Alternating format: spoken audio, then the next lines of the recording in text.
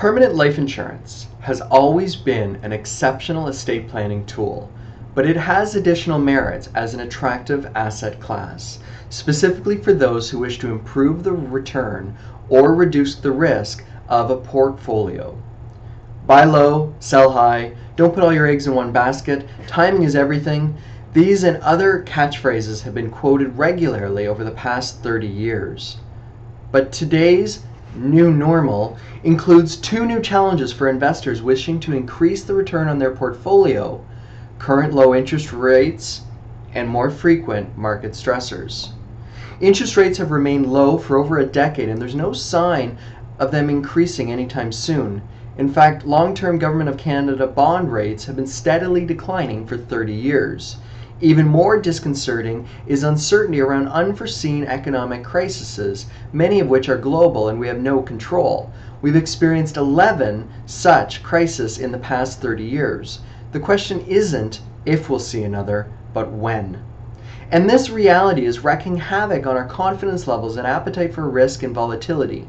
A desire for greater return now seems to come with even greater uncertainty, and many are wondering, is there an alternative? Permanent cash value life insurance is that alternative. If your goals are to maximize the value of your estate when you die, minimize the tax burden associated with your investments, maintain significant liquidity within your portfolio, and improve your risk and return. Permanent cash value life insurance is an attractive alternative asset class when compared against fixed income investments. The benefits to the estate are greatly enhanced, investment liquidity is comparable, and volatility is minimized. Keep in mind that this approach isn't for everyone.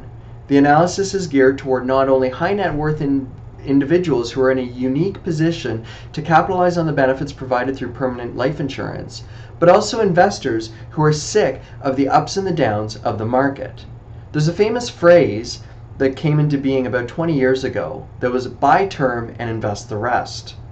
The reality, looking back, is that phrase really should have been buy term and lose the rest. If you had invested $1 in the markets in 1997 and you still had that same dollar today, you'd be doing pretty well.